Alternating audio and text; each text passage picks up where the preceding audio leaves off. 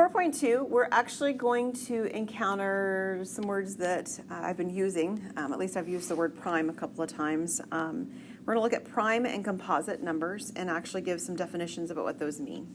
Okay? So we're going to start with prime. Prime numbers are any positive integer with exactly two distinct positive divisors. Exactly two. That's really important, and that's why it's underlined. It's not only underlined because I need you to fill in some blank to make sure you're like keeping up or something like it sometimes is. Exactly two is the key point here, really is. So can you give me an example of a prime number? 13 is a great one. The reason that 13 is a prime number is because it divides by what? 1 and 13. Right? Those are the two factors that divide it. Give me another one.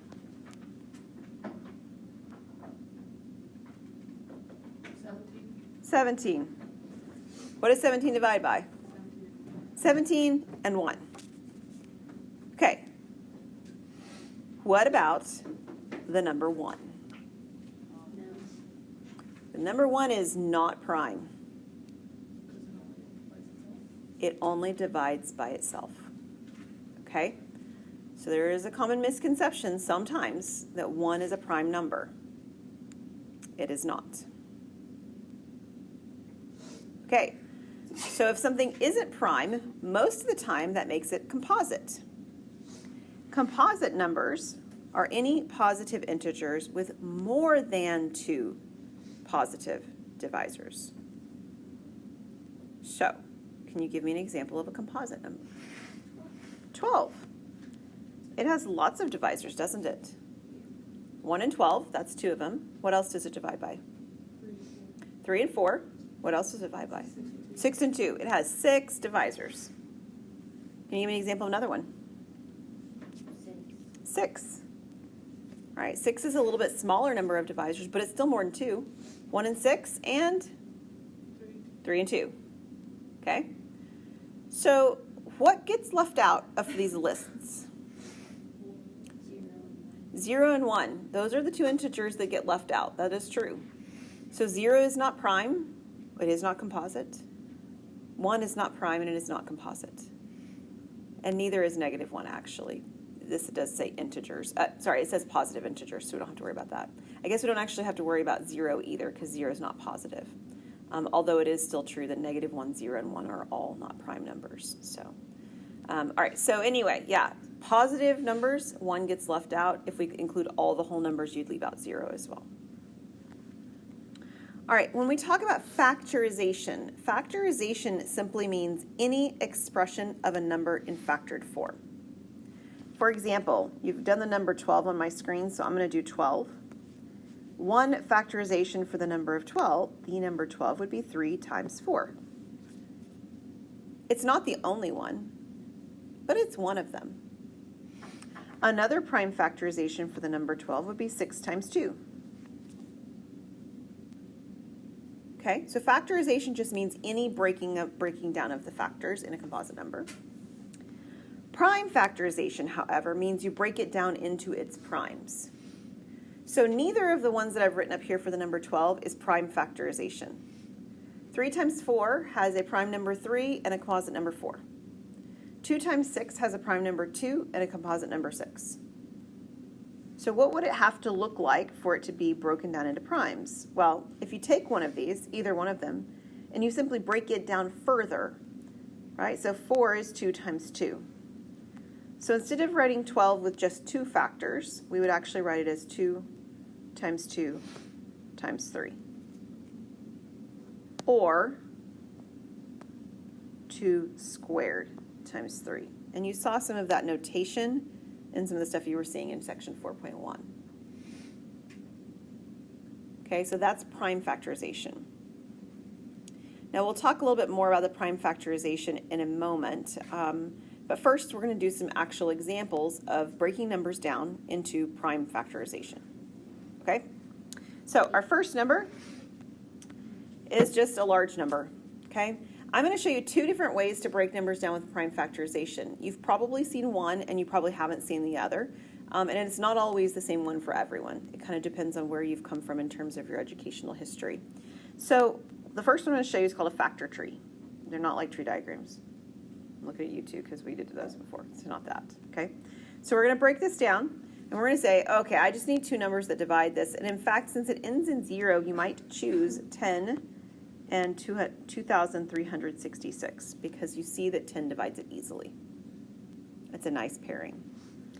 And you break it down more. You say, okay, well, 10's not prime yet, so now I'm going to break 10 down into 5 and 2. Now I need to divide 2,366. And you might not necessarily know what divides it next, but what might? 2 at least, right? It's even, so we could do 2. If I divide it by 2, I have 1186. 3, sorry, yes, 3. 1183. Okay, well, it no longer divides by 2. What might we try next? Will it divide by 3? No. The values don't add up to something divisible by 3. 5? No. Notice I'm trying odds. I don't need to try evens, right? 7? Yeah. Yeah. 7 and what, Kaylee? 169.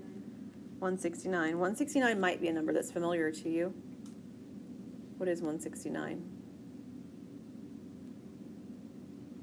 Okay. It might not. That's okay. Once you see it, you're going to be like, oh, yeah, I knew that. It's okay.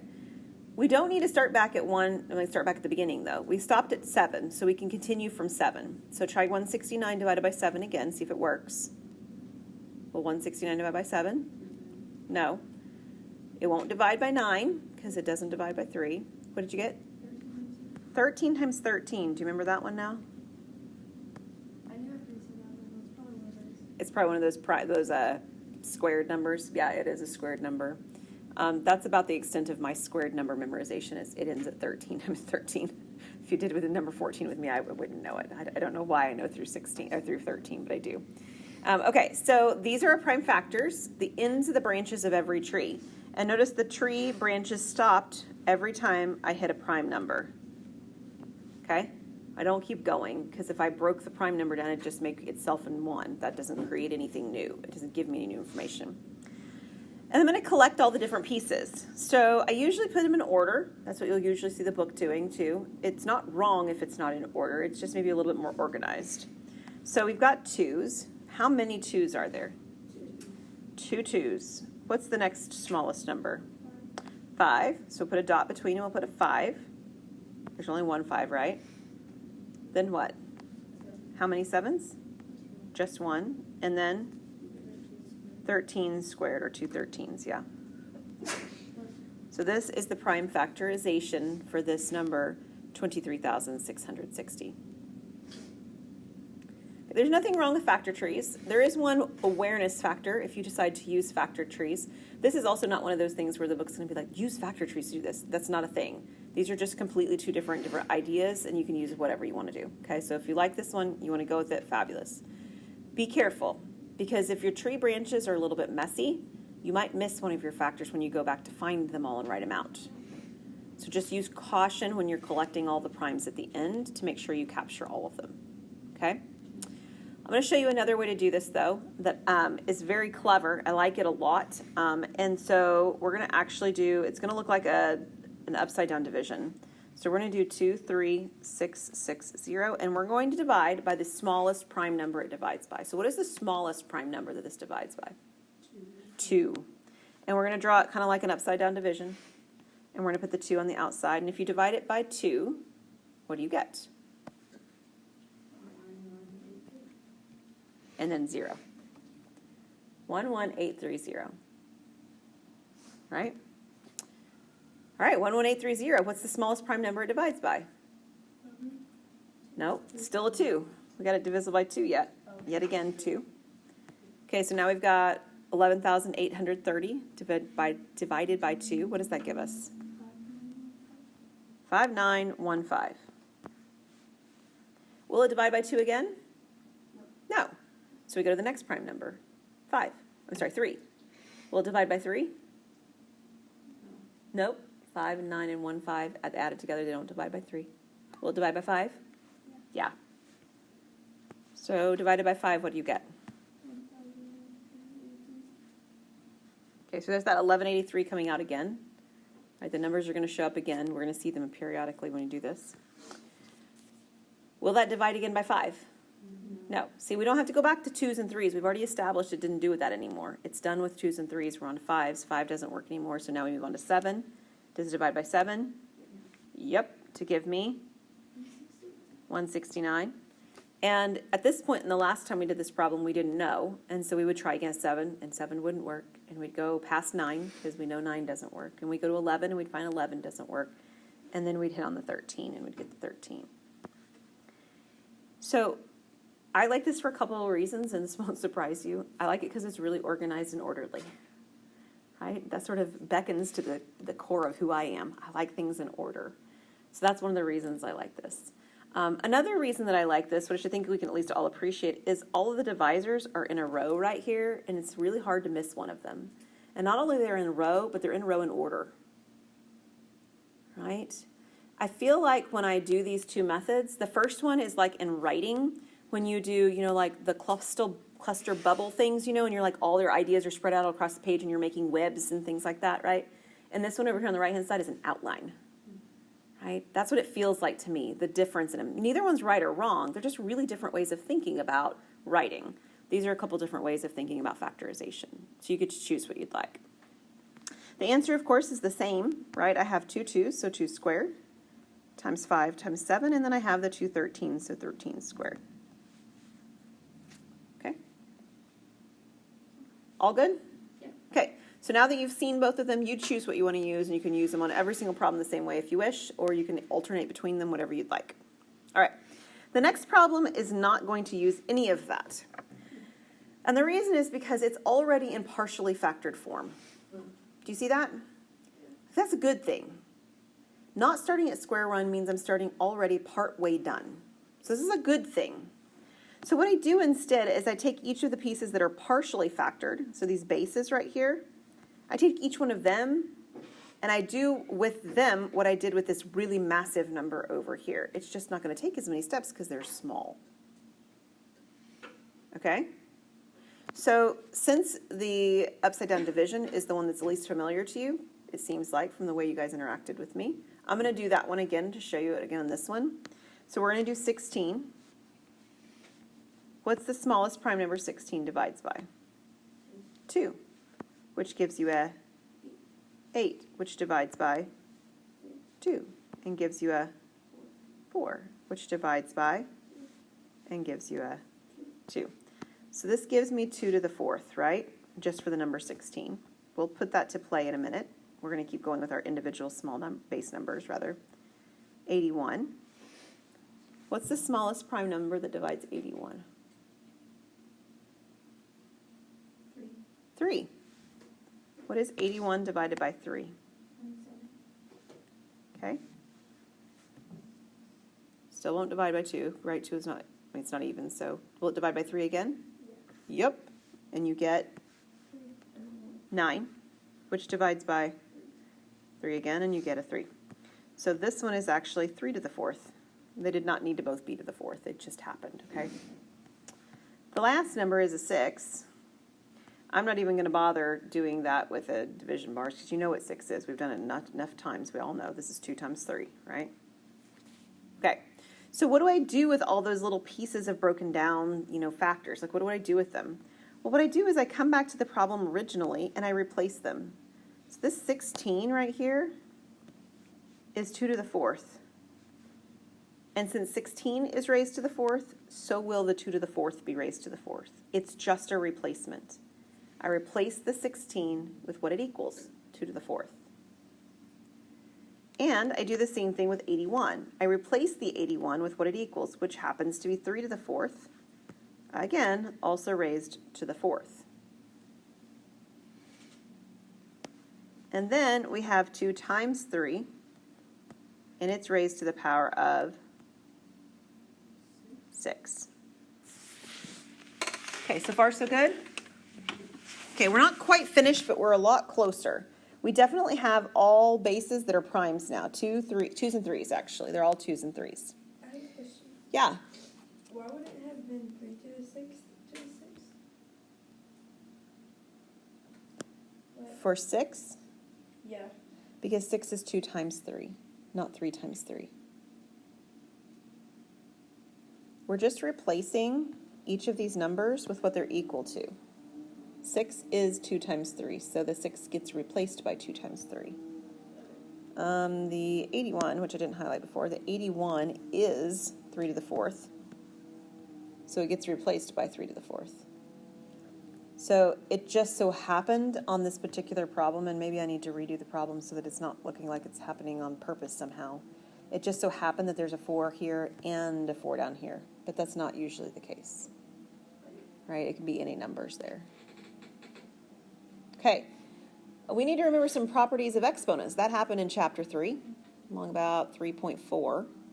In 3.4, we talked about what happens when we raise an exponent to an exponent. What is 2 to the 4th to the 4th? Is it plus 4 or is it times 4? Wait, what? I thought Do we add the 4s or do we multiply the 4s? Those are our two choices.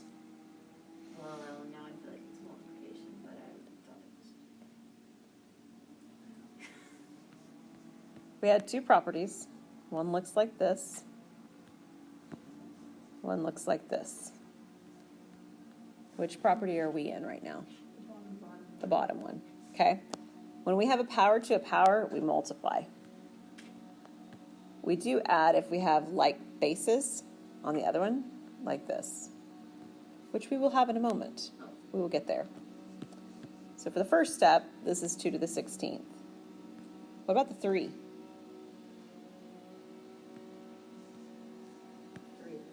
3 to the 16th. All right. What about 2 times 3 to the 6th? Do you remember what that property is? Yes. What do you do?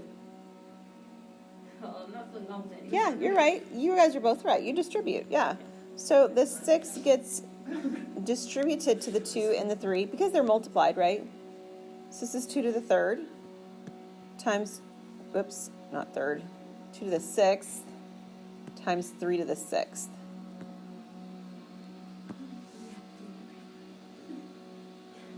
It's very loud outside, yeah. Okay, but do you see some like bases now, Kaylee? Yeah.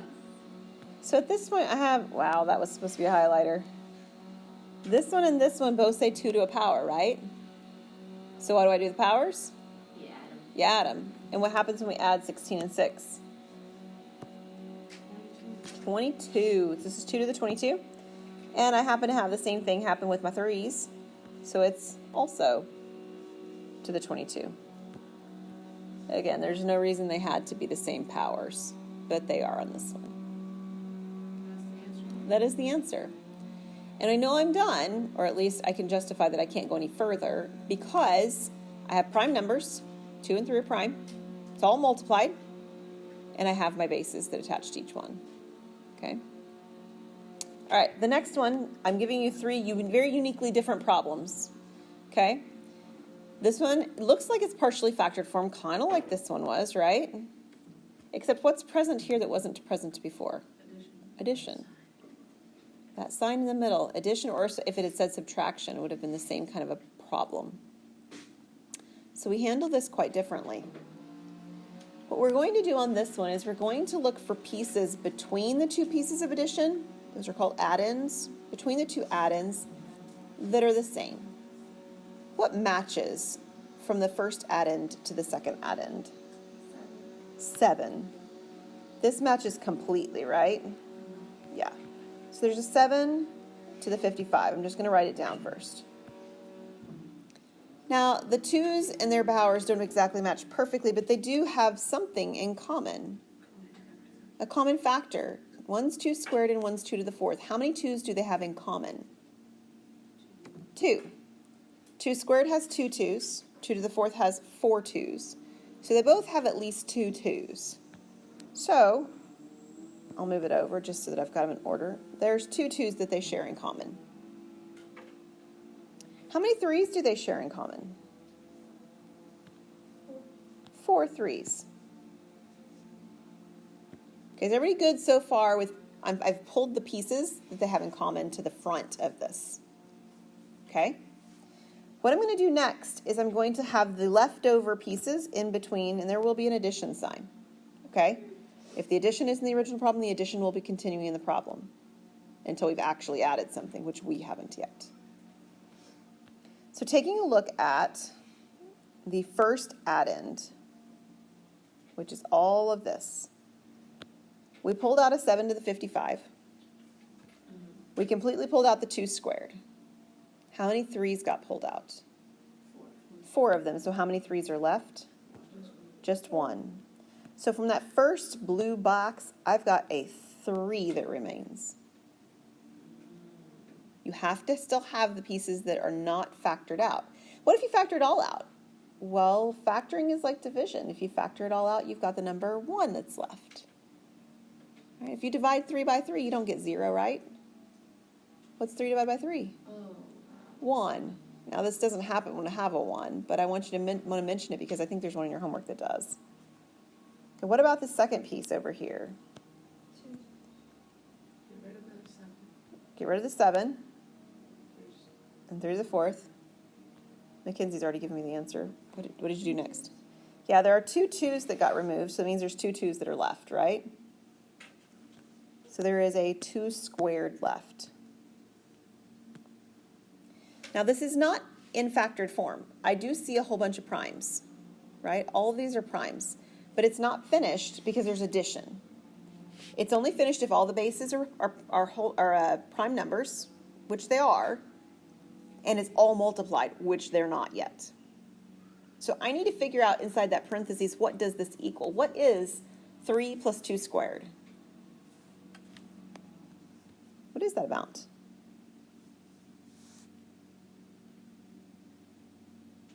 It's 7.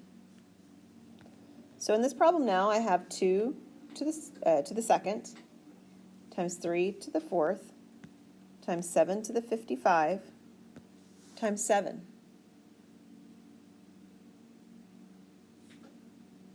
I can do one more thing. The 7s. Yeah, the 7's can be combined. How many 7's do I have? 56. I have 56 of them.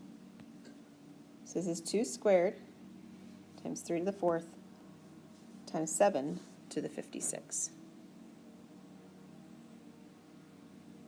This arrangement is always the hardest for students to see, okay? So do pay attention if you've got any addition or subtraction when you do get to the homework to go back and look at this example.